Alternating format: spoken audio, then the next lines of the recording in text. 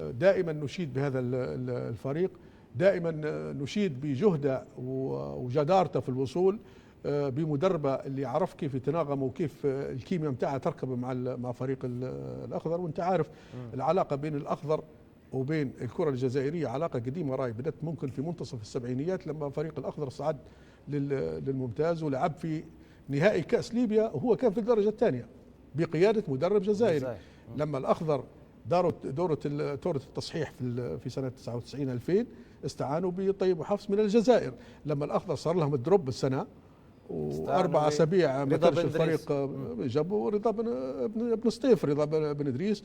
وانا عجبني في الرجل هذا واقعيته، وانه هو يعني يلعب بالموجود، استطاع انه هو يلغي النجوميه بصراحه. منو نجم؟ كلهم نجوم. الاخضر تو كلهم نجوم يعني فيه لاعبين كانوا ممكن مستواهم طيح شويه مع رضا بن ادريس، الان طايرين طياره يعني. فبصراحه فريق الاخضر بفضل هذا الرجل وبفضل اصرار الاداره والقرار الشجاع اللي دارته طلعوا من النادي بصراحه، واللي كانت قيمه كبيره في نادي الاخضر استغنى عليهم فريق نادي الاخضر. ونستغرب انا من الاستغناء على هذا من اللاعبين اللي صراحه كانوا قوه فريق نادي الاخضر. لكن انا نقول لك راهو تحسب للمدرب رضا بن ادريس بصراحه. رضا بن ادريس مش حتى في اول مباراه ضد الاتحاد، لا حتى في السداسي الاول صراحه كان المدرب مميز، عرف كيف انه هو يورينا فريق منضبط تكتيكيا، منضبط فنيا. مباراه الاخضر والاتحاد كانت مباراه كانت مستوى الفني جيد جدا. شوف لكن معلش يا كابتن حسن، انا عندي تصريح قبل البطوله رضا بن ادريس لما قال لن نكون لقمه صائغه امام الفرق. لما قلت لك 23 يوم راحه سلبيه تساوت. الرجل دار مباراه وديه قبل التحول لميلانو، لعب مباراه تكتيكيه، لعب على جزئيات الكره وعلى اخطاء المدافعين وحارس المرمى وكسب الرهان. يعني بصراحه عنده لاعبين تحسب له رضا بن ادريس انه هو الغى النجوميه. يعني مثلا اري بابل عنده 12 جول، ما سجلش الا جول واحد في سداسي والباقي في الدوري، لان واجباته الدفاعيه اصبحت كثيره في وجود هذا المدرب الواقعي.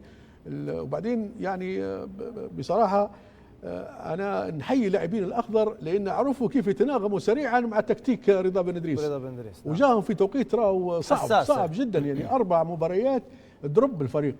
انه يجي مدرب من سطيف، مدرب ما يعرفش الدوري الليبي، اول مره تجربه للدوري الليبي، تقدر تقول انه طلعهم يا كابتن عياد من فكره ان اري بابل اللعب كله على اري بابل النجم الاوحد. نعم ما فيش بالزبط. شفنا فرج غيضان خليني منه يعني من بدايه نجم لكن مع رضا بن ادريس بسم الله ما شاء الله طاير، الكاستا طاير، الشلبي طاير، يعني كل المجموعه ماشيه مع بعضها يعني بصراحه ككتله واحده. فريق الاخضر قدم لنا نموذج للفهم العميق لعقليه المدرب، والمدرب استطاع ونجح ان هو يخلي لاعبين الاخضر يؤمنوا بافكاره وفي نفس الوقت يطبقوها. لكن في قوي حول ان ناتي الى الملعب تدريبات، لكن توفيق رفضا قاطعا وقال رضا بن ادريس طبعا اغلق جميع هذه الامور اعلاميا بالتحديد، وهذه الامور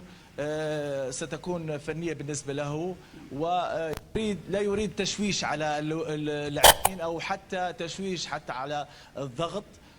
الاهلي الاخضر استاذ عياد، هل سيواصل الاهلي السيطره؟ مباراه صعبه، مباراه صعبه باعتبار ان 2 داخلين بمعنويات عاليه، 2 كسبين الجوله الاولى، 2 عندهم 3 نقاط، ف2 تكتيكهم في مستوى عالي. فك الشراكه المباراه يعني نقولوا تاكيد الصداره. يعني اللي يفوز معناها يقطع نص التذكره. يعني المباراه تكتيكيا حتكون معقده. رضا بن ادريس مش حيفتح اللعب، لكن ادريس عنده اسلحته وعنده امكانياته اللي تواجه الاهلي طرابلس. حنشوف مباراه تكتيكيه يا كابتن بين رضا بن ادريس وحسام البدري اكيد. حتستمتع يا مهند بمباراه الاهلي طرابلس والاخضر. والمدرب رضا بن ادريس اللي صراحه اثنين عليه احنا حنشوفوه مع المباراه كيف يلعب بتحفظ. احنا زي ما قلت لك الفريق الاهلي لما بتلعب بتحفظ وفريق الهلالي يقدر يوصل المرمى، معناها لما بتفتح اللعب راه فريق الهلالي معناها حتى هي قوته في بس الهجمه. بقول لك على حاجه، بن ادريس ما يلعبش بتحفظ المبالغ فيه اللي على بالك. اراه عنده تحول رهيب ويلعب على جزئيات الملعب. ف المدرب يبالغ في المدافعه، يختار خطه لعب دفاعيه بحته، فبالتالي يزيد العبء على فريقه. لكن رضا بن ادريس بصراحه يعني واجبات الدفاعيه، وعنده لاعبين عندهم القدره على التحول السريع من الدفاع للهجوم وخلق الفرص. لو مرات الاخضر يحصل لك 3 فرص يسجل منها جول. الامتحان الحقيقي لرضا بن ادريس لفريق الاخضر. يعطيكم